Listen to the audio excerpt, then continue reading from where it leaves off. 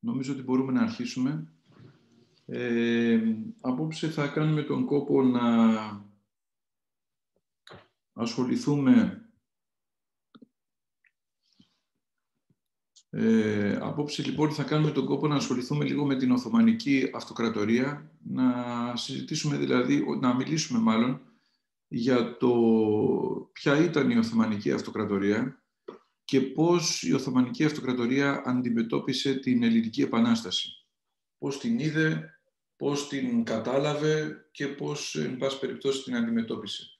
Σε αυτήν λοιπόν τη δεύτερη απόψινή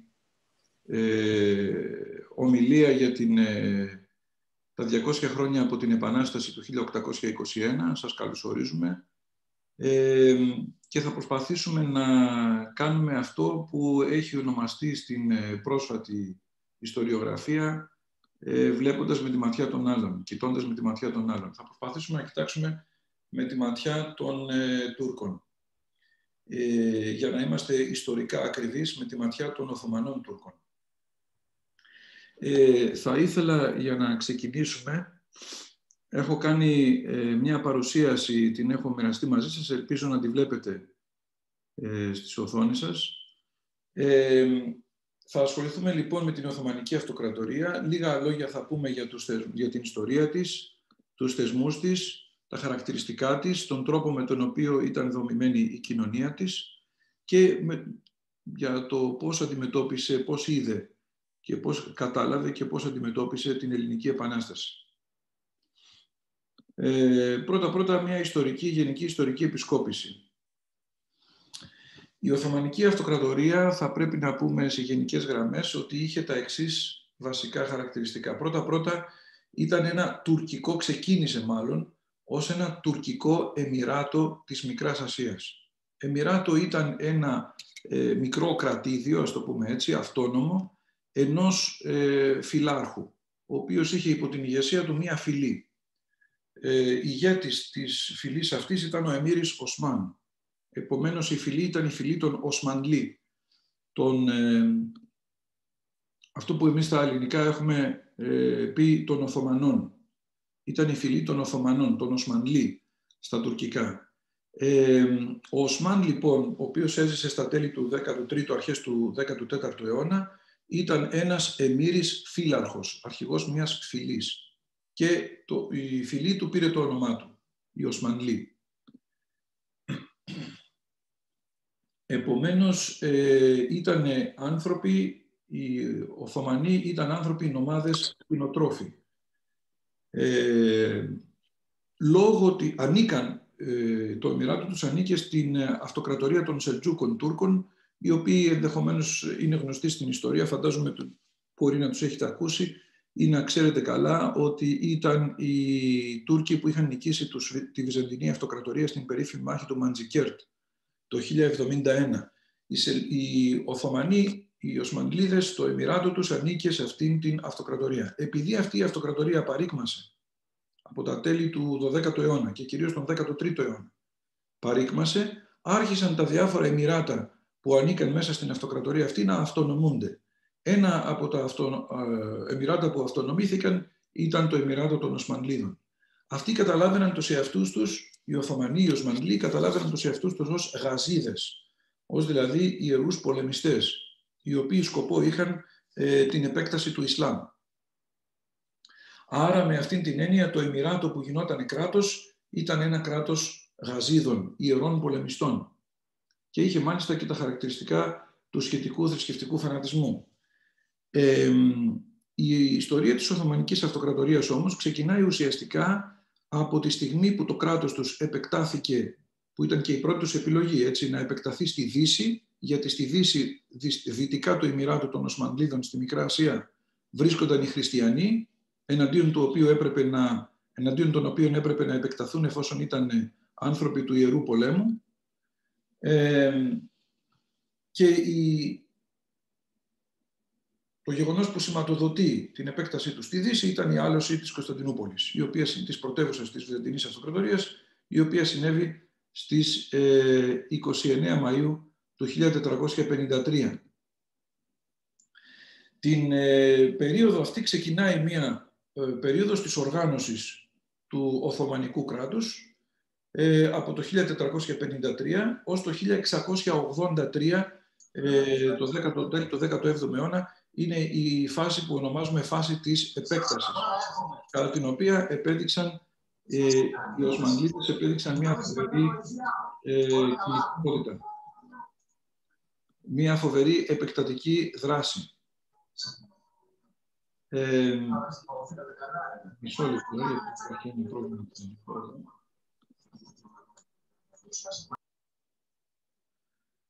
Με συγχωρείτε.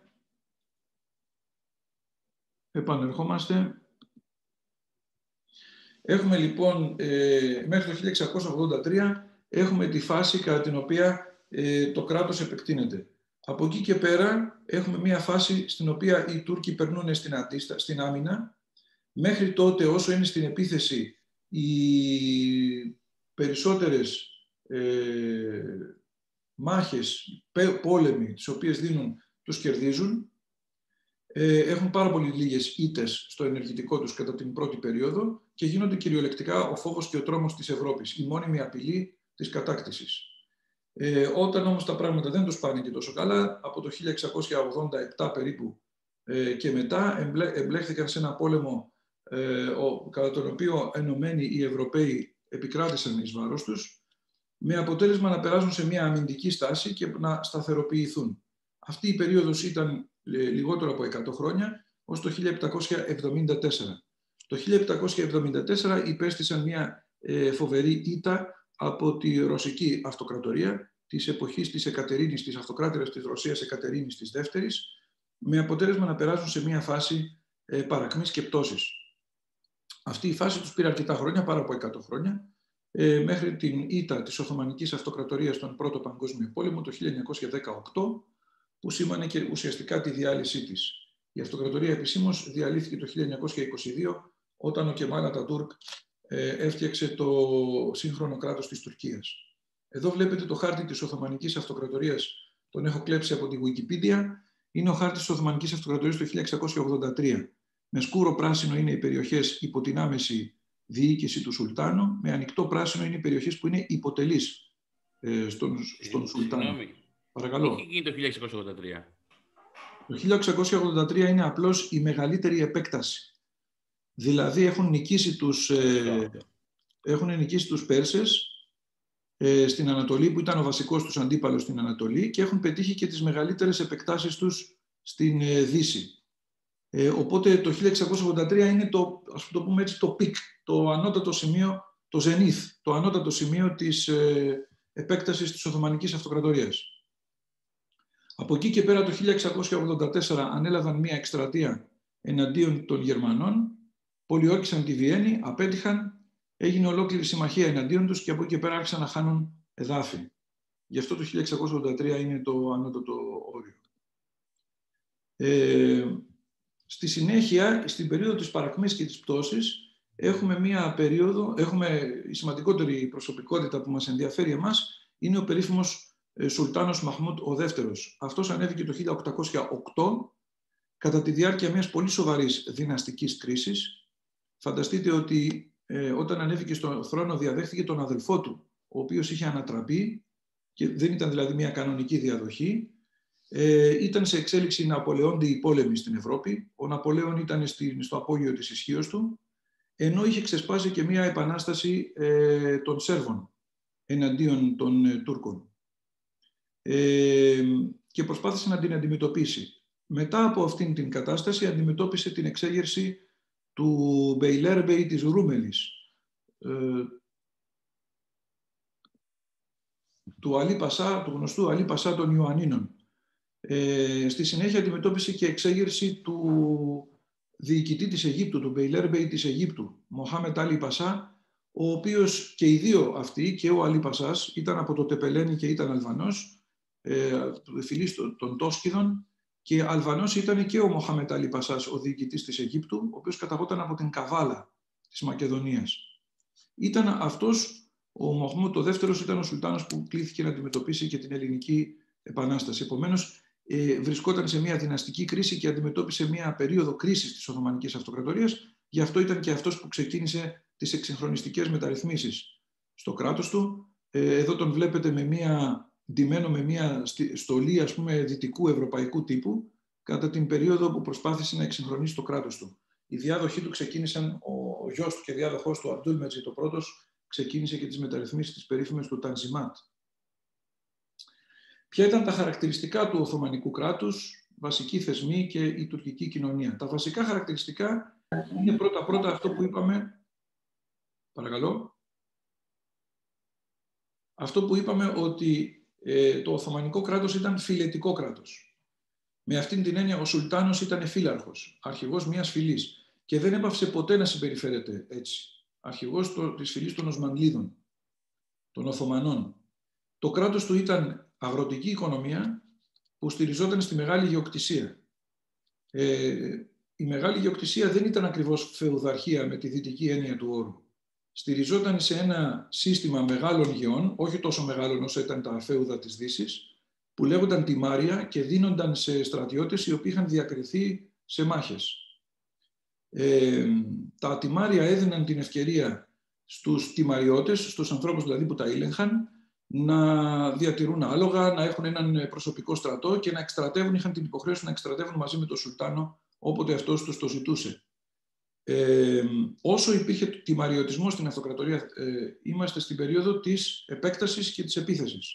Όταν ο τιμαριωτισμός κατέπεσε, περάσαμε στην περίοδο της αμυντικής τάσης και μετά της παρακμής. Επομένως, η μεγάλη ακμή της αυτοκρατορίας στηρίχθηκε πολύ στον τιμαριωτισμό. Επίσης, το Οθωμανικό κράτος ήταν στρατοκρατικό. Δηλαδή, ο στρατός αποτελούσε τη βάση του οργανωτικού συστήματος της Οθωμανικής Αυτοκρατορίας. Γι' αυτό ήταν κράτος κατακτητικό και λάφυραγωγικό. Στηριζόταν δηλαδή στις κατακτήσεις και τα λάφυρα. Όταν αυτό σταμάτησε, άρχισε να αντιμετωπίζει και πολύ σοβαρά προβλήματα και εσωτερικής συνοχής, αλλά και πολύ σοβαρά οικονομικά προβλήματα.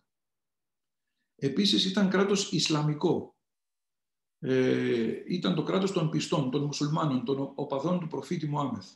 Γι' αυτό και γινόταν ένας οξύς διαχωρισμός μέσα στο κράτος μεταξύ πιστών, προνομιούχων, γη της ειρήνης, σύμφωνα με το Κοράνι, το Ιερό Βιβλίο του Ισλάμ, και των απίστων, μη προνομιούχων, μη μουσουλμάνων, που αποτελούσαν τη γη του πολέμου, σύμφωνα με το Κοράνι. Θα πρέπει κανείς να έχει υπόψη του ότι ο Σουλτάνος, εκτός από φύλαρχος, ήταν και χαλίφης του Ισλάμ, δηλαδή και ανώτατος θρησκευτικός ηγέτης. Επίσης, η Οθωμανική Αυτοκρατορία διακρινόταν από μια φοβερή διοικητική αυτονομία. Ο Σουλτάνος δεν ήταν ο απολυταρχικός βασιλιάς δυτικού τύπου, Λουδοβίκος ο 14ος, ξέρω εγώ, ή Μέγας Πέτρος της Ρωσίας. Ασκούσε μια εποπτεία, υψηλή εποπτεία του κράτους και δεν έμπαινε στις λεπτομέρειες. Τις λεπτομέρειες τις καθόριζαν οι αξιωματούχοι του κράτους.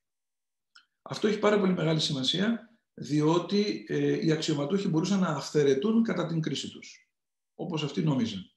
Μόνο αν αποτύγχαναν, ήταν υπεύθυνοι στον Σουλτάνο με το κεφάλι τους. Αυτό το σύστημα ονομαζόταν σύστημα του κεφαλέτ.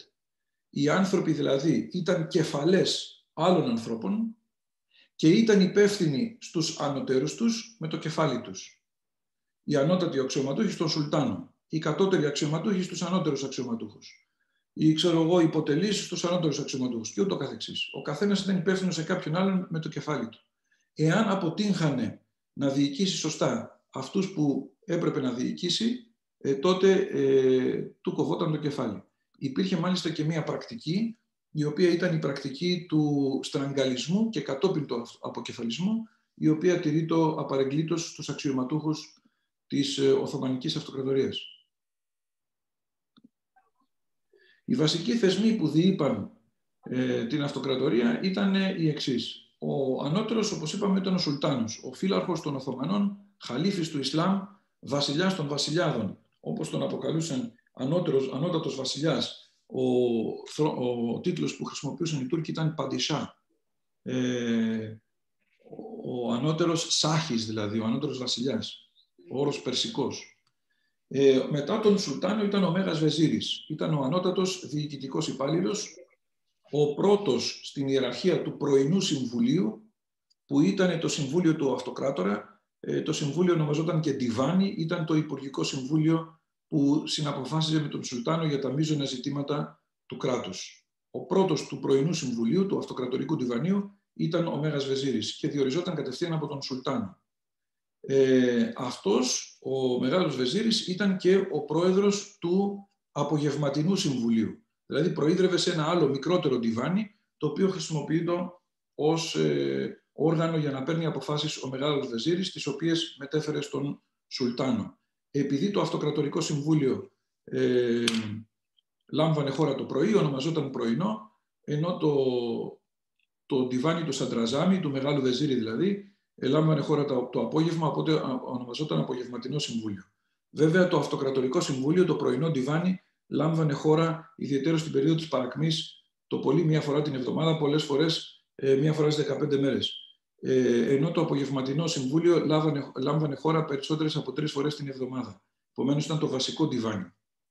Διβάνι ήταν η κυβέρνηση των Βεζίριδων, που ήταν ήδη υπουργών, και στο οποίο συμμετείχαν και ο αρχηγός των Γενιτσάρων, του επιλέκτου στρατιωτικού σώματος, και ο Σεϊχουλ Ισλάμης, ο οποίος ήταν ο ανώτατος κληρικός μετά τον Σουλτάνο, εννοείται.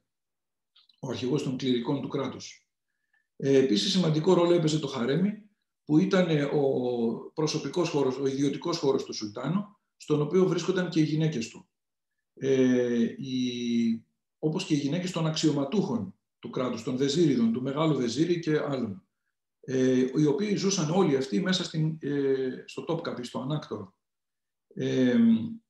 Η πρώτη στην ιεραρχία των γυναικών του χαρεμιού ήταν η Βαλιδέ Σουλτάνα, η μητέρα του Σουλτάνου, και η δεύτερη η Χασεκή Σουλτάνα, η πρώτη από τις επισήμους συζύγους του Σουλτάνου. Ο Σουλτάνος μπορούσε να είχε όσες συζύγους και παλακίδες επιθυμούσε από το χαρέμι του. Εκεί γινόταν και διάφορες συνωμοσίες, φατριασμοί λάμβαναν χώρα στο χώρο αυτού του χαρεμιού, γιατί όποιος είχε την εύνοια της Βαλιδέ Σουλτάνας, είχε και την εύνοια του Σουλτάνου του ίδιου. Οπότε γινόταν αγώνας για το ποιος θα κερδίσει την εύνοια της Βαλιδέ Σουλτάνας. Αυτός είναι ο χώρος στον οποίο δεχόταν ο Σουλτάνος, καθόταν σε αυτόν τον καναπέ που βλέπετε εκεί στην άκρη, ο χώρος του χαρεμιού, στον οποίο δεχόταν διάφορους απεσταλμένους. Όταν όμως έκανε διατάγματα, εκφωνούσε διατάγματα, το έκανε πάντοτε έξω, μπροστά από την πύλη της Ευδαιμονίας, μία πύλη του ανακτόρου του. Γιατί το έκανε έξω? Γιατί ήταν φύλαρχος, και οι φύλαρχοι, όταν πήγαιναν στα μέλη της φυλής τους να τους ανακοινώσουν τις αποφάσεις τους, έβγαιναν έξω από τη σκηνή τους, κάθονταν σε μία πολυθρόνα πάνω σε ένα χαλί και με αυτόν τον τρόπο εκφωνούσαν τις αποφάσεις τους. Έτσι, ως γνήσιος φύλαρχος, ο Σουλτάνος πάντοτε εκφωνούσε τα διατάγματά του μέχρι και το 1921-22, ο τελευταίος Σουλτάνος Μωάμεθ ο Έκτος εκφωνούσε τα διατάγματά του έξω, μπροστά στην πύλη της Σοφίας, της Ευδαιμονίας, ως φύλαρχος. Η διοικητική διαίρεση τώρα του κράτους ήταν ότι το κράτος διαιρείτωσε σε διοικητικές μονάδες, η μεγαλύτερη των οποίων, που μπορούσε να είναι μεγαλύτερη από ένα σύγχρονο κράτος, ήταν το Αιγιαλέτη. Αυτή ήταν η μείζον διοικητική διαίρεση. Διοικητής του Αιγιαλετιού ήταν ο Μπέιλερ Μπέης. Αυτός είχε τον τίτλο ευγενίας του Πασά, και οι Πασάδες χωρίζονταν σε 2 κατηγορίες, της ανώτερης τάξης, και ο ακόλουθός τους είχε ένα κοντάρι, το οποίο είχε 3 ουρές αλόγων, τις λεγόμενες υπουρίδες. Ο Πασάς ανώτερης τάξης είχε 3 υπουρίδες, ο Πασάς κατώτερης τάξης είχε 2 υπουρίδες, 2 ουρές αλόγων. Ο Μπέιλερμπεϊς, που διοικούσε το Αιγιαλέτη, ήταν Πασάς 3 υπουρίδων. Ανώτερος Πασάς, που σημαίνει ότι ήταν αξιωματούχος της φυλής. Η υποδιέρεση του Αιγιαλετιού ήταν το Σαντζάκι. Αυτή ήταν η μέση διοικητική διαίρεση και διοικείτο από τον Σαντζάκ Μπέι. Ο Σαντζάκ Μπέις ήταν Πασάς κατώτερης τάξης με 2 υπουρίδες. Το Σαντζάκι υποδιαιρείτο σε Καζάδες, που ήταν η μικρότερη διοικητική διαίρεση, η ελάσσον διοικητική διαίρεση.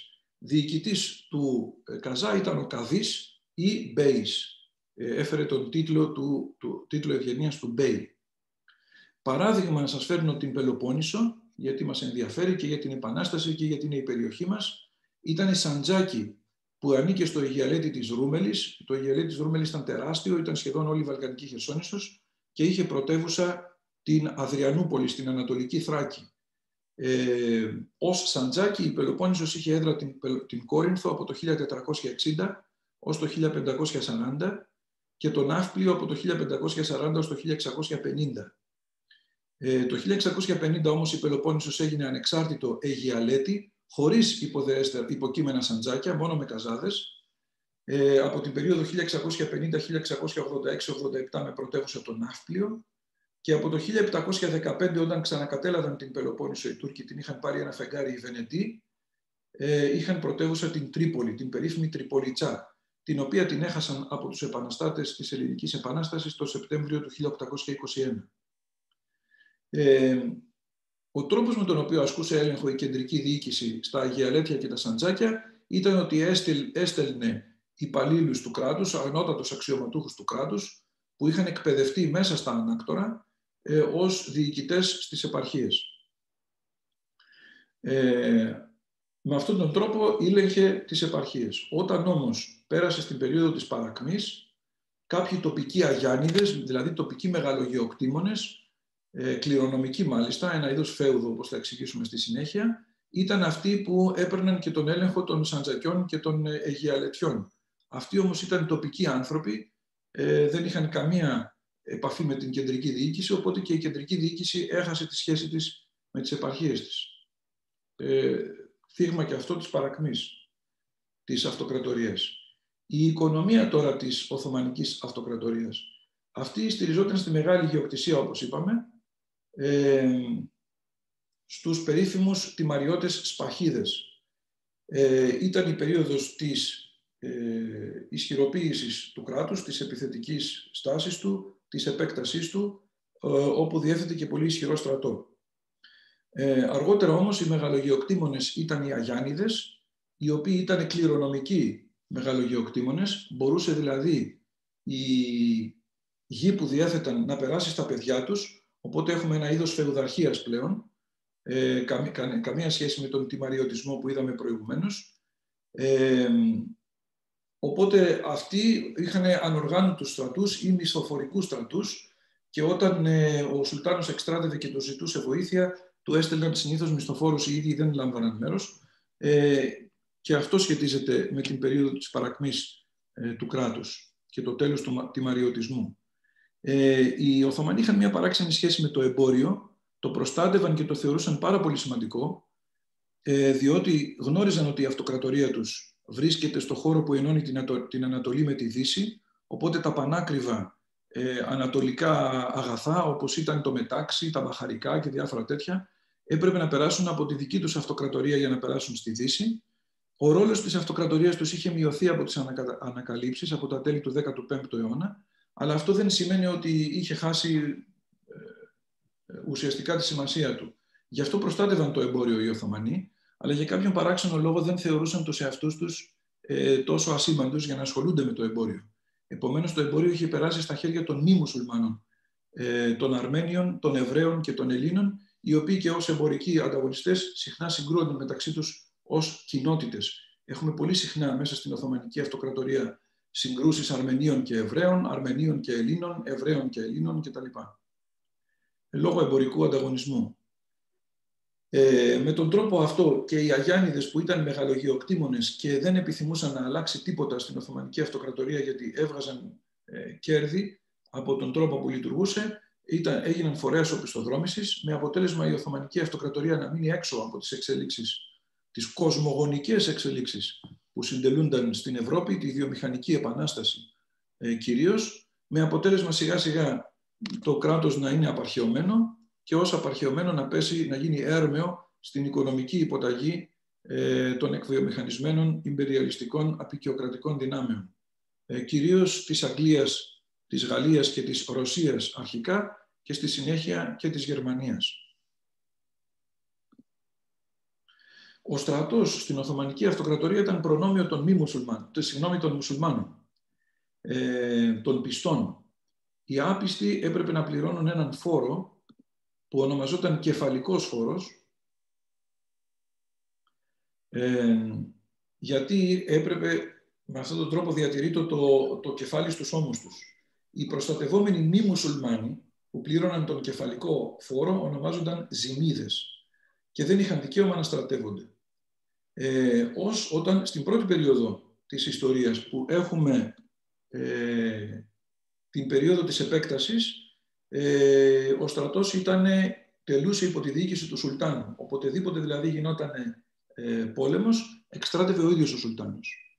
Την περίοδο της σταθεροποίησης εξτράτευε ο δεύτερος στην ιεραρχία, ο Μέγας Βεζίρης. Όταν τελείωσε και αυτή η περίοδος παρακμής, δεν εξτράτευε ούτε ο Μέγας Βεζίρης, αλλά διόριζαν κάποιους στρατηγούς κάθε φορά, τοπικούς πασάδες, οτιδήποτε, να βγάλουν σε πέρα στις εκστρατείες.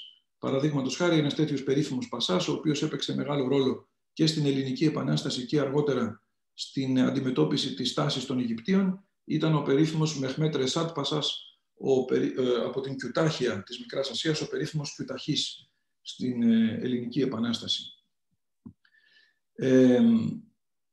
Στην περίοδο της ακμής, ο στρατός στηριζόταν στους γενιτσάρους, ένα επίλεκτο πεζικό κυρίως, αλλά και ιππικό, το οποίο εκπαιδευόταν στα ανάκτορα.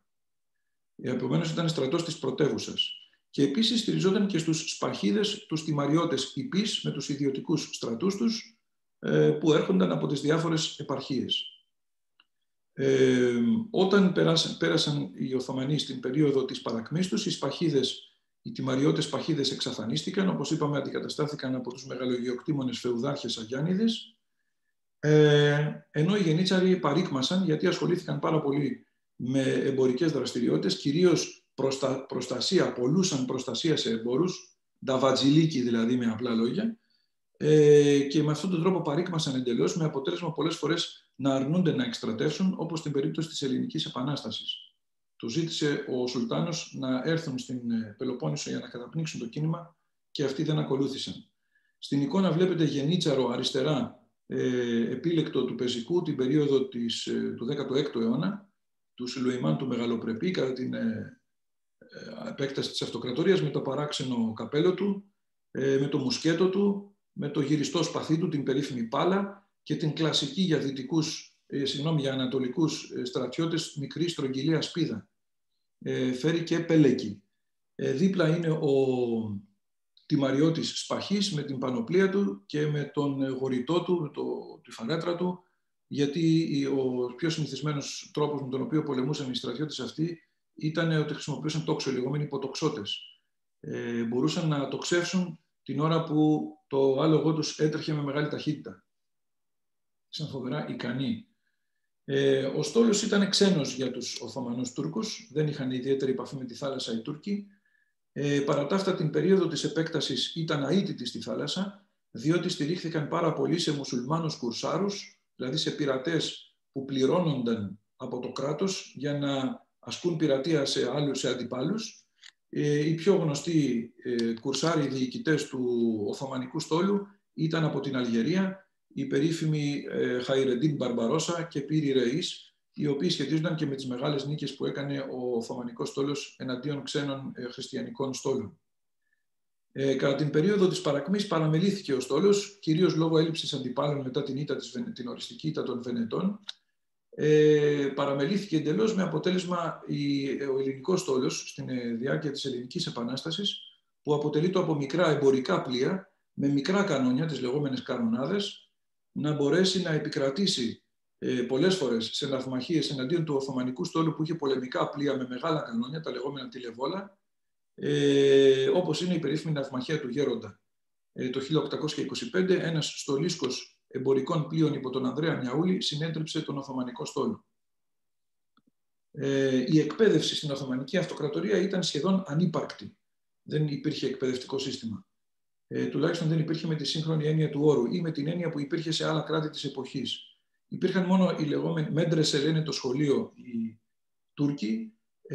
Με την έννοια του σχολείου εννοούσαν ιεροδιδασκαλία, όπου διδασκόταν το Κοράνι και ο Ιερός Νόμος, η λεγόμενη Σαρία. Υπήρχαν και διάφορες πολύ σημαντικές σχολές. Η πρώτη ήταν η ανακτορική σχολή για μουσουλμάνους και η δεύτερη ήταν η πιο σημαντική σχολή, η σχολή Εντερούν, η οποία ήταν για μη μουσουλμάνους. Δηλαδή για παιδιά τα οποία ή νέους που συλλέγονταν με τη διαδικασία του παιδομαζώματος, του ντευσιρμέ, όπως τον έλεγαν οι Τούρκοι. Οι στόχοι της ύπαρξης των δύο αυτών σχολών στα ανάκτορα της Κωνσταντινούπολης, στο Τόπκαπι, ήταν να αποκτήσουν η Ισλαμική παιδεία οι υποψήφοι, οι μαθητές, και να εκπαιδευτούν ως αξιωματούχοι του κράτους. Αυτό σημαίνει ότι διδάσκονταν πάρα πολλά μαθήματα, μεταξύ των οποίων τα μαθηματικά, η γεωμετρία, η αστρονομία, η αστρολογία, η διοίκηση του κράτους, πώς διοικείται ένα κράτος, εκπαιδεύονταν στρατιωτικά σε όλα τα όπλα, μπορούσαν να υπέβουν και να τοξεύουν, και όλα αυτά ήταν ικανοί πολεμιστές, ικανοί διοικητές και πολύ μορφωμένοι άνθρωποι. Επίσης ασκούνταν στην ζωγραφική και στη μουσική ή και σε διάφορες άλλες τέχνες. Ακόμα και έκαναν ραπτική και έφτιαχναν ενδύματα πολυτελή. Η σχολή Εντερούν κατά την περίοδο της επέκτασης ήταν σχολή που στηριζόταν αποκλειστικά στη διαδικασία του παιδομαζώματος, στους ντευσιρμέ, και στελέχωνε τις ανώτατες υπηρεσίες του κράτους και τα γενιτσαρικά τάγματα. Τα τάγματα των επιλέκτων. Εδώ βλέπετε μια εικόνα Οθωμανικού χειρογράφου που δείχνει δεξιά τις οικογένειες των χριστιανών. Εδώ είναι τα παιδιά τους, τα οποία έχουν δώσει για παιδομάζωμα. Φέρουν αυτές τις κόκκινες στολές. Εδώ είναι ο αξιωματούχος απεσταλμένος γενίτσαρος, ο οποίος είναι υπεύθυνος για το παιδομάζωμα, και δίπλα του είναι ο ντεφτερντάρ, όπως τον έλεγαν, αυτός που κρατάει το κατάστιχο, τον κατάλογο των ντευσιρμέ. Και εισπράττει και τα χρήματα κιόλας, γιατί έπαιρναν και ορισμένα χρήματα από τους χριστιανούς. Έδιναν τα παιδιά τους και έπαιρναν και χρήματα. Και έδιναν και χρήματα. Η κοινωνία, η ανώτερη κοινωνική τάξη ήταν στρατιωτική, ήταν οι διοικητές του στρατού, είχαν μόρφωση, προέρχονταν, όπως είπαμε, από τις ανακτορικές σχολές, κυρίως τη σχολή Εντερούν. Πολλές φορές οι γενίτσαροι μπορούσαν να είναι και έμποροι ή και βιοτέχνες. Το κράτος θεωρεί το κτήμα της ανώτερης τάξης. Μπορούσε δηλαδή ένας άνθρωπος της ανώτερης τάξης να κάνει ό,τι θέλει με το κράτος, γιατί το κράτος υπήρχε για να είναι αυτός ευτυχισμένος. Και αυτό φαινόταν και από τον τρόπο με τον οποίο ονόμαζαν τις πύλες του ανακτόρου, πύλη της ευτυχίας, πύλη της ευδαιμονίας και της μακροζωίας κτλ. Πράγμα που δείχνει, ας πούμε, το πώς αντιλαμβάνονταν το κράτος. Επειδή είχαν και σύμβολο την κουτάλα, μια τεράστια κουτάλα, οι γενίτσαροι, γι' αυτό και για κάποιους λόγους τώρα δεν είναι της παρούσης, γι' αυτό έχει μείνει και σήμερα η φράση «αυτός έχει στα χέρια του την κουτάλα», δηλαδή έχει την εξουσία και μπορεί να κάνει ό,τι θέλει. Ιδιαίτερα προνομιούχος ήταν στην Οθωμανική Αυτοκρατορία και ο κλήρος, με επικεφαλής του τον Σέιχουλ Ισλάμι. Βέβαια, πάντα το έχουμε υπόψη μας ότι θρησκευτικός αρχηγός του Ισλάμ παραμένει ο Σουλτάνος. Ακολουθούσαν οι υπάλληλοι του κράτους που υπηρετούσαν στη γραφειοκρατία, οι οποίοι και αυτοί είχαν σχετική μόρφωση, εφόσον ήταν γραφειοκράτες, και ακολουθούσαν από εκεί και πέρα οι μεγαλογεοκτήμονες, οι οποίες συνήθως είχαν τον τίτλο του Αγά, ζούσαν στις επαρχίες. Κατά την περίοδο του τιμαριωτισμού, όπως είπαμε, την περίοδο της επέκτασης ήταν μορφωμένοι. Όταν όμως αντικαταστάθηκαν από τους Αγιάννηδες, χαρακτηρίζονταν από αγραμματοσύνη μέχρι αναλφαβητισμού. Ήταν η περίοδος της παρακμής. Για παράδειγμα, ο περίφημος Οθωμανός Μπεϊλέρμπεϊς στα Γιάννενα, ο Αλή Πασάς, ήταν αναλφάβητος. Και αναλφάβητα έμειναν και τα παιδιά του, δεν τα εκπαίδευσε ποτέ. Παρότι ήταν Πασάς και είχε την ικανότητα να εκπαιδεύσει τα παιδιά του, δεν το θεωρούσε καθόλου αναγκαίο. Από εκεί και πέρα ακολουθούσαν οι ραγιάδες. Η ραγιά σημαίνει στα τουρκικά το πίμνιο, τα πρόβατα. Σε αυτήν την κατηγορία ανήκαν οι μουσουλμάνοι μικροκαλλιεργητές ή ακτήμονες και όλοι οι μη μουσουλμάνοι, οι ζημίδες. Ακόμα και αν ήταν κρατικοί υπάλληλοι, όπως ήταν ο Οικουμενικός Πατριάρχης, για παράδειγμα, οι φαναριώτες πρίγκιπες, οι διερμηνείς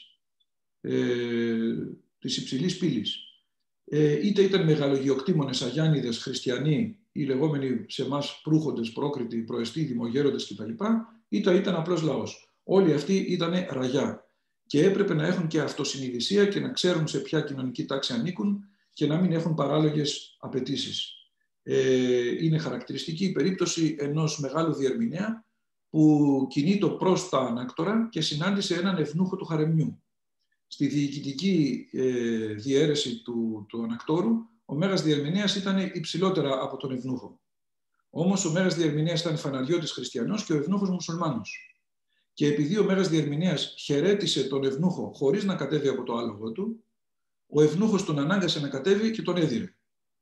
Και οι γενίτσαροι που συνόδευαν τον Μεγάλο Διερμηνέα δεν αντέδρασαν, διότι έπρεπε να γνωρίζει ο Μεγάλος Διερμηνέας ότι ως χριστιανός ήταν ραγιά, πίμνιο, πρόβατο και όφιλε να είναι υποταγμένος στον ευνούχο που ήταν μουσουλμάνος. Αυτή ήταν η λογική του κράτους. Πώς αντιμετώπισε τώρα η Οθωμανική Αυτοκρατορία την Ελληνική Επανάσταση, νομίζω ότι έχει πάρα πολύ ενδιαφέρον. Καταρχάς, την θεώρησαν ως ανταρσία υπηκόων του κράτους που συγκεντρώνουν τρία αρνητικά ταυτόχρονα. Ήταν πρώτον κάφερ, δηλαδή άπιστοι, μη μουσουλμάνοι. Δεύτερον ήταν ζημίδες, δηλαδή μη μουσουλμάνοι προστατευόμενοι από το κράτος των πιστών. Επομένως θεωρείται βλασφημία το γεγονός ότι σηκώνονταν. Επειδή οι μουσουλμάνοι είναι το κεφάλι, με το σύστημα του κεφαλέτ που εξηγήσαμε παραπάνω, η λογική τους ήταν ακριβώς αυτή που λέμε στα ελληνικά, σηκώθηκαν τα πόδια να χτυπήσουν το κεφάλι. Στο σύστημα του κεφαλέτ συνέβαινε κάτι τέτοιο. Και επίσης ήταν ραγιά, ήταν επίμνιο, πρόβατα. Δεν μπορούσαν τα πρόβατα να εξηγερθούν εναντίον του ποιμένα. Αλλά υπήρχαν τα πρόβατα για να ευχαριστιέται ο ποιμένας, να τα αρμέγει, να τα σκοτώνει, δεν ξέρω να τα κάνει θέλει. Επομένως θεωρείται απέσιο αυτό που γινόταν. Επίσης, επαναστατούσαν αυτοί που δεν τους έπαιρνε κανένα στα σοβαρά. Αυτή η φράση είναι από σουλτανικό φιρμάνι του Μαχμούτ του Δευτέρου, ο οποίος λέει ότι επαναστάτησαν αυτοί οι Έλληνες που δεν μπορεί να τους πάρει κανένα στα σοβαρά.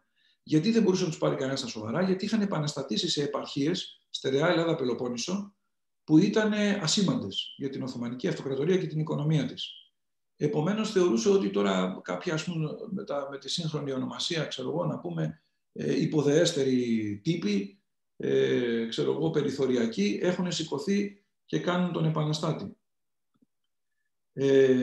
Ο τρόπος με τον οποίο αντιμετώπισαν όμως τα πράγματα ήταν ότι είχαν μια ρωσοφοβία, διότι πίστευαν ότι πίσω από την επανάσταση κρύβονται οι Ρώσοι και επομένως, εφόσον γίνεται ελληνική επανάσταση, θα γίνει και ρωσοτουρκικός πόλεμος. Επίκειται ρωσική επίθεση. Και αυτό τους είχε καταλάβει φοβερή φοβία με αυτό. Επίσης, είχαν φοβία για την ίδια την Κωνσταντινούπολη, γιατί φοβούνταν ότι είναι το κέντρο της επανάστασης. Πώς?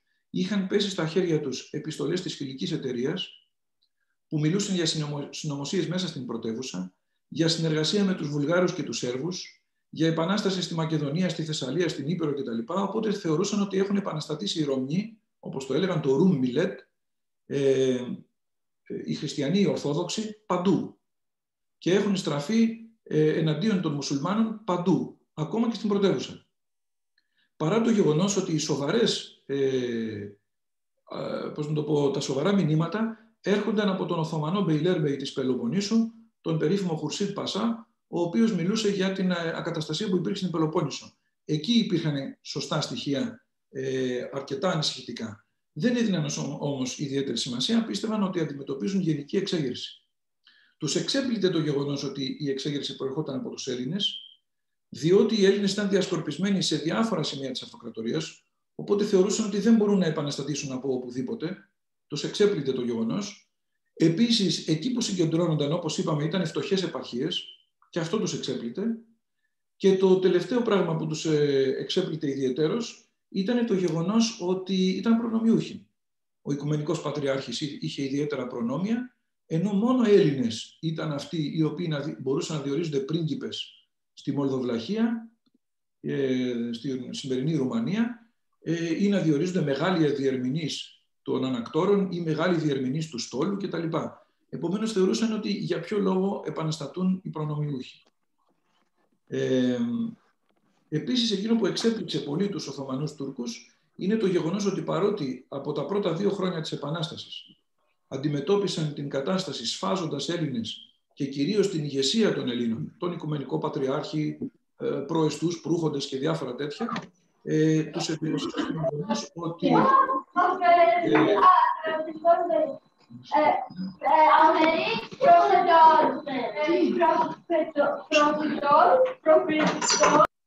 Τους έκανε μεγάλη λοιπόν εντύπωση το γεγονός ότι επαναστατούσαν οι προνομιούχοι λοιπόν της αυτοκρατορίας και μάλιστα ότι μετά από τόση σφαγή το μεγαλύτερο μέρος της ηγεσίας τους αυτοί επέμεναν και συνέχισαν να αγωνίζονται και να επαναστατούν.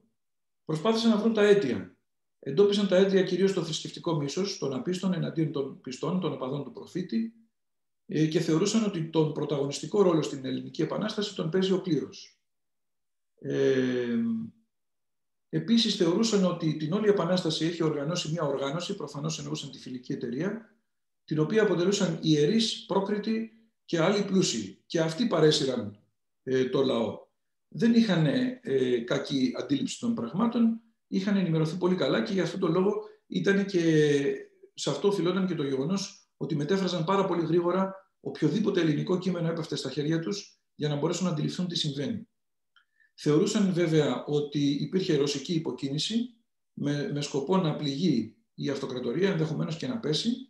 Εκείνο που μου έκανε εντύπωση όμως είναι ότι διάβασα και δύο πολύ ενδιαφέρουσες απόψεις, ότι ανθρώπων που ενώ παραδέχονταν όλα τα παραπάνω, έδιναν και κάποιες πιο ενδιαφέρουσες παρατηρήσεις. Ο ένας είναι, και οι δύο κατάγονταν από την Πελοπόννησο. Ο ένας ήταν ο Μύρ Ιουσούφ Ελ Μοραβή, ο οποίος έγραψε ιστορία του Μοριά, εξού και Μοραβή από το Μοριά, σπαχής της υψηλής πύλης με καταγωγή από τον Ναύπλιο, ο οποίος λέει ότι η Επανάσταση οφειλόταν στην έμφυτη δίψα των εθνών για ανεξαρτησία και ότι τα έθνη μόνο εξ ανάγκης και κατ' επίφαση αποδέχονται την ξένη κυριαρχία. Όταν θα βρουν την ευκαιρία θα επαναστατήσουν για να αποκτήσουν ανεξαρτησία.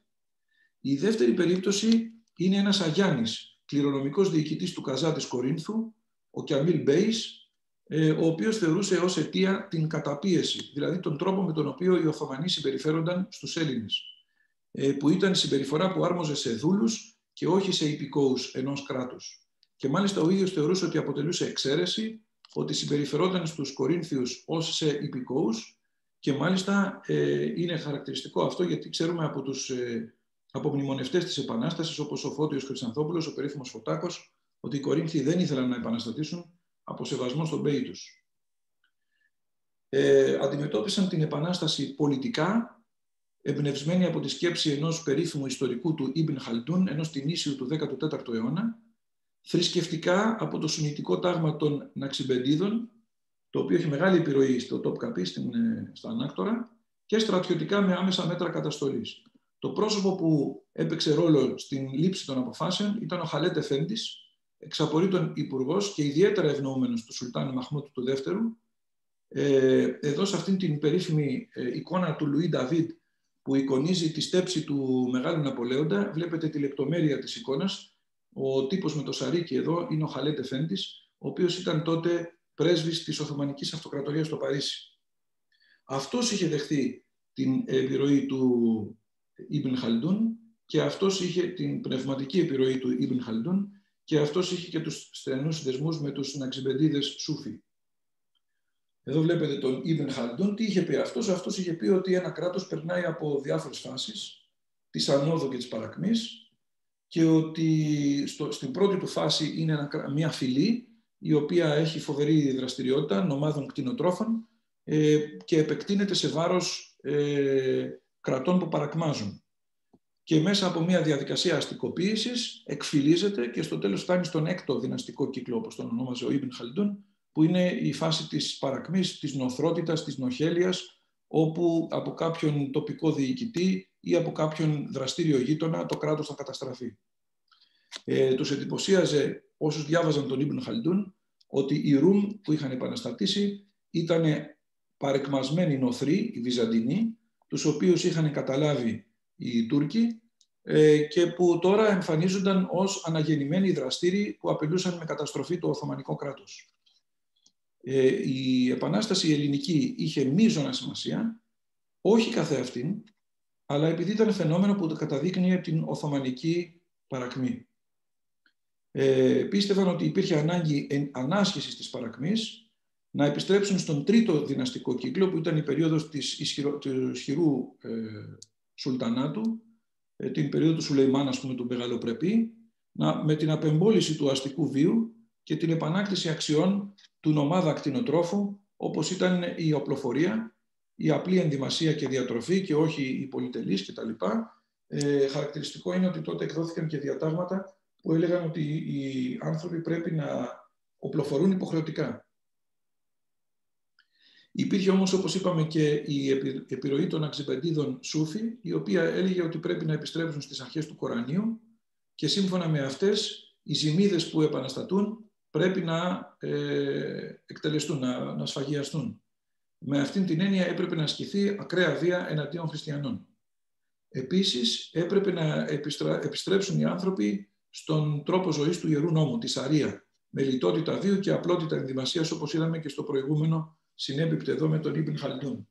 Επίσης, επειδή οι χριστιανοί έδειχναν αλληλεγγύη στην επανάστασή τους εναντίον των μουσουλμάνων, έπρεπε και οι μουσουλμάνοι να δείξουν αλληλεγγύη για να χτυπήσουν τους χριστιανούς. Επομένως, γινόταν ένα είδος ιερού πολέμου, ένα είδος ζιχάντ. Βέβαια, ο Σουλτάνος ως χαλίφης δεν κατέφυγε ποτέ στη χρήση του όρου αυτού. Το αποτέλεσμα της πολιτικής αυτής, της νοοτροπίας αυτής, ήταν ότι ασκήθηκε τυφλή βία εναντίον περιοχών όπου βρίσκονταν Έλληνες, στη Σμύρνη, στο Αϊβαλί, στην Κωνσταντινούπολη κτλ. Χωρίς όμως ουσιαστικό αποτέλεσμα, διότι δεν ασκήθηκε αυτού του είδους η βία στην Πελοπόννησο και στη στερεά Ελλάδα, όπου οι Έλληνες ήταν πλειοψηφία και δεν μπορούσε να ασκηθεί τέτοιου είδους βία, αλλά εκεί ήταν και το κέντρο της Επανάστασης. Επομένως, δεν υπήρχε κανένα σοβαρό αποτέλεσμα.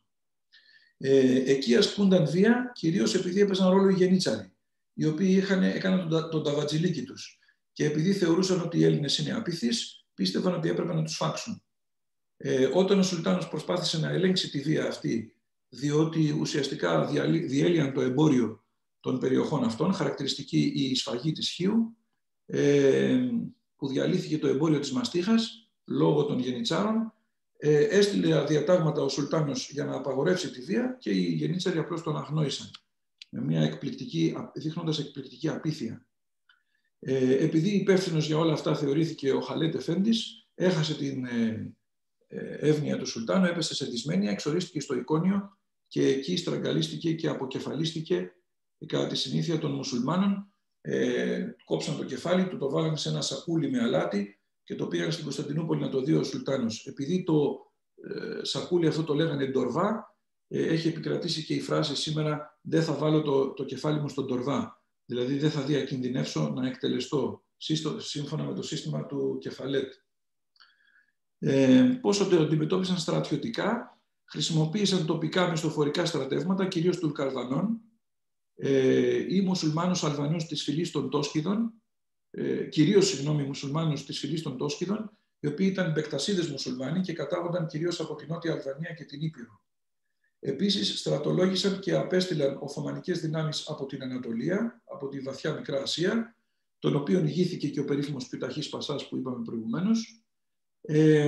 Δεν μπόρεσαν όμως να αντιμετωπίσουν σωστά την κατάσταση, διότι ο Μαχμούντ είχε δείξει φοβερή καχυποψία εναντίον των Αγιάννηδων, επειδή επαναστατούσαν συχνά, όπως ήταν η περίφημη περίπτωση του Αλή Πασά, και πολλούς από τους Αγιάννηδες τους είχε εκτελέσει, με αποτέλεσμα να μην υπάρχουν τοπικοί διοικητές για να αντιμετωπίσουν την κατάσταση.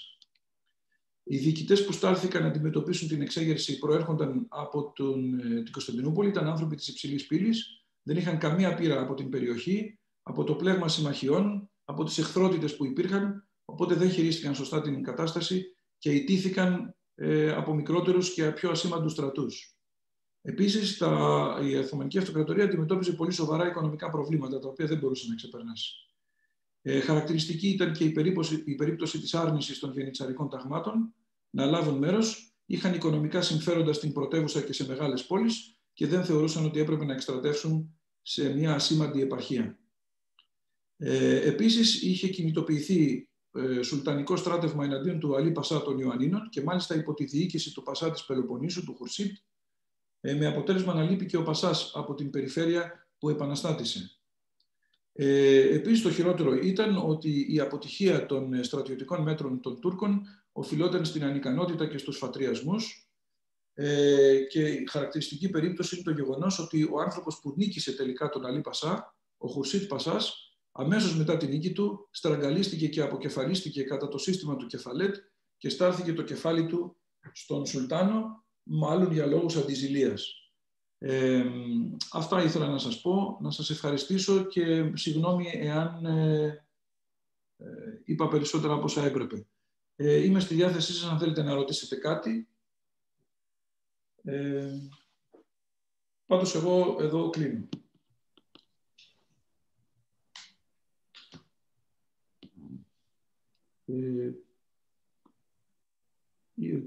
Ο κύριος Φιώτης θέλει να πει κάτι, να προσθέσει, να αφαιρέσει, να πει τη γνώμη του για οτιδήποτε. Όχι, ήταν ιδιαίτερα ενδιαφέροντα αυτά που ακούσαμε. Μας δίνουν μια εικόνα της κατάστασης που επικρατούσε στην Οθωμανική Αυτοκρατορία, που εξηγεί και την παρακμή, νομίζω, σε πολύ μεγάλο βαθμό των Βαλκανίων τα επόμενα χρόνια.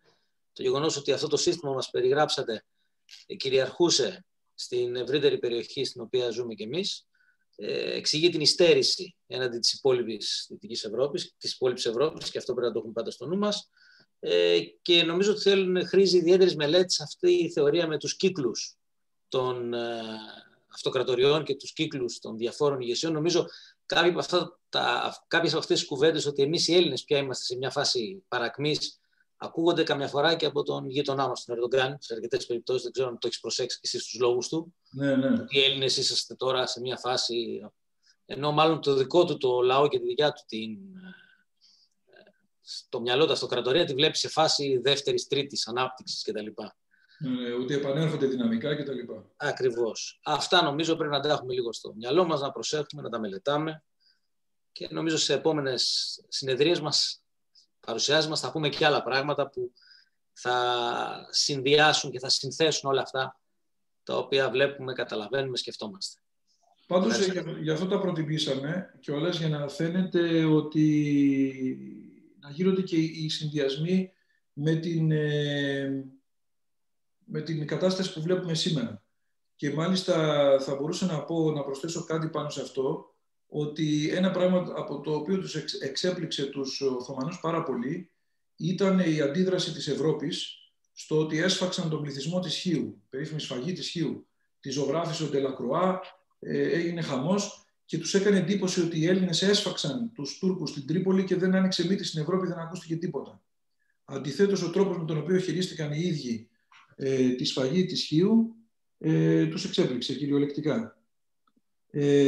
Αυτό νομίζω ότι δείχνει και κάτι το οποίο υπάρχει στους Τούρκους έκτοτε. Μας θεωρούν τα χαϊδεμένα παιδιά της Ευρώπης, και είναι μια φράση η οποία επαναλαμβάνεται και στη ρητορική του Ερντογάν σήμερα.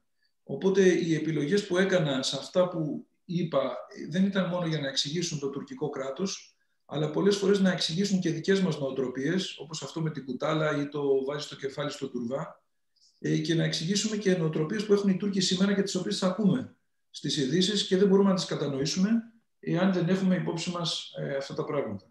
Αυτό με τα χαϊδεμένα παιδιά της Ευρώπης υπάρχει και στα βιβλία τους, στα ιστορικά όλα, έτσι, και όλο το εκπαιδευτικό του σύστημα αυτή την εικόνα καλλιεργεί. Ότι η σχέση των δύο λαών έχει διαμορφωθεί όπως έχει διαμορφωθεί εξαιτίας παρέμβασης του ξένου παράγοντα, των Ευρωπαίων, και τη συνεχούς υποστήριξη προς εμάς τους πρώην ραγιάδες, ή στο μυαλό τους πάντα ραγιάδες, δεν ξέρω πώς το σκέφτονται ή πώς το βλέπουν.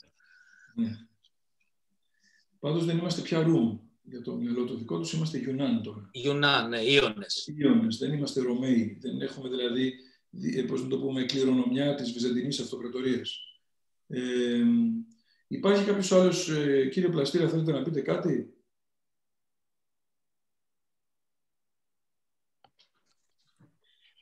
Ναι, καλησπέρα σας.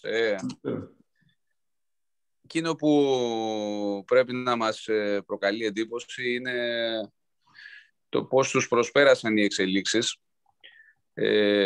Το γεγονός δηλαδή ότι παρότι ήταν κρατεοί και στρατιωτικά και γεωγραφικά, έμειναν αμέτωχοι στη βιομηχανική επανάσταση, και αυτό νομίζω ήταν από τα ολέθρια σφάλματα, και ίσως και το πιο σημαντικό για την παρακμή τους. Είναι πολύ διδακτικό βέβαια, και φυσικά και επίκαιρο. Βέβαια να προσθέσω ότι και η Ρωσία κάπως έτσι την πάτησε, καθώς και αυτοί έδειξαν μέσα από τη γραφειοκρατία τους μια δυσκινησία και μια άρνηση να ακολουθήσουν αυτές τις επιστημονικές εξελίξεις. Ήταν προσιλωμένοι και θρησκευτικά βέβαια οι Οθωμανοί και είχαν αυτές τις αγκυλώσεις που δεν τους επέτρεπαν να έχουν ένα ανοιχτό πνεύμα και να είναι ανοιχτοί δηλαδή προς το δυτικό πολιτισμό. Και νομίζω αυτό είναι ένα έτσι μήνυμα και για τη σημερινή εποχή, για τους αρνητές της επιστήμης και των εξελίξεων που φέρνει η επιστήμη. Είναι πρόοδος και η πρόοδος θεωρώ ότι πάντοτε νικάει, η επιστημονική πρόοδος. Παρά, εντάξει, μην ανοίξουμε τώρα μια άλλη συζήτηση, η οποία έχει έτσι και πολλά αρνητικά αποτελέσματα, αλλά εν πάση περιπτώσει νομίζω ότι δεν ακολούθησε τη βιομηχανική επανάσταση η Οθωμανική Αυτοκρατορία και αυτό είναι ένα πολύ σημαντικό στοιχείο για την παρακμή της. Αυτό που λέτε είναι πάρα πολύ σημαντικό, γιατί όταν ένα κράτος δεν ακολουθεί την εξέλιξη, είναι καταδικασμένο στην οπισθοδρόμηση και την απαρχαίωση, επομένως και στην υποτέλεια στον ισχυρό. Ακριβώς. Και η επανάπαυση που καταδεικνύει αυτό το πράγμα. Έτσι. Είμαστε επαναπαυμένοι στις δάφνες μας και δεν κοιτάζουμε τα επόμενα βήματα. Σωστό. Απαρνούμενοι το ρόλο του εμπόρου, όπως μας έδειξες και είδαμε, απαρνούμενοι το ρόλο του ανθρώπου που έρχεται σε επαφή με άλλους ανθρώπους και συναλλάσσεται μαζί τους, μάλλον είχαν προδιαγράψει την εξέλιξή τους. Έμειναν στο Σουλτανάτο και στη λογική του νομά. Άρα πώς δεν θα μπορούσαν εξορισμού να ακολουθήσουν τις εξελίξεις, δεν καλλιέργησαν την εκπαίδευση, δεν άνοιξαν σχολεία, δεν υπήρχε ιδέα πανεπιστημιακής και ανώτερης εκπαίδευσης, άρα δεν θα μπορούσαν με κανέναν τρόπο να ακολουθήσουν την Ευρώπη. Κάτι που κατάλαβε ο Κεμάλ στις αρχές του 20ου αιώνα και προσπάθησε εντελώς να αλλάξει τον προσανατολισμό του κράτους και του λαού του. Νομίζω αυτό εξηγεί πολλά πράγματα. Μάλιστα. Αυτό εξηγεί και τη δική μας βέβαια, πώς το λένε, καθυστέρηση, γιατί βλέπω εδώ έχω μία παρατήρηση από την Ιωάννα την Μπότση. Γράφει και εμείς μείναμε αμέτωχοι στη βιομηχανική επανάσταση. Πράγματι μείναμε αμέτωχοι. Η βιομηχανική επανάσταση όμως ξεκίνησε στα μέσα του 18ου αιώνα, οπότε εμείς ήμασταν υποταγμένοι στους Τούρκους και χρειαζόταν να ελευθερωθούμε πρώτα για να μπούμε στη βιομηχανική επανάσταση, στην οποία μπήκαμε με εκπληκτική καθυστέρηση και εν πάση περιπτώσει η βιομηχανία στην Ελλάδα δεν έχει γίνει ακόμα σοβαρή. Οπότε τα διδάγματα της Οθωμανικής Αυτοκρατορίας πρέπει να είναι και για μας σήμερα. Γι' αυτό συμφωνώ πάρα πολύ με αυτό που είπε ο κ. Πλαστέρας. Δεν είναι δυνατόν να μείνεις αμέτωχος στις εξελίξεις. Θα μείνεις οπισθοδρομικός και απαρχαιωμένος και θα είσαι αυτό που λένε οι Άγγλοι άσχετος, irrelevant. Δεν θα είσαι σχετικός με το περιβάλλον στο οποίο βρίσκεσαι. Αν δεν έχει κάποιος άλλο να παρατηρήσει ή να προσθέσει,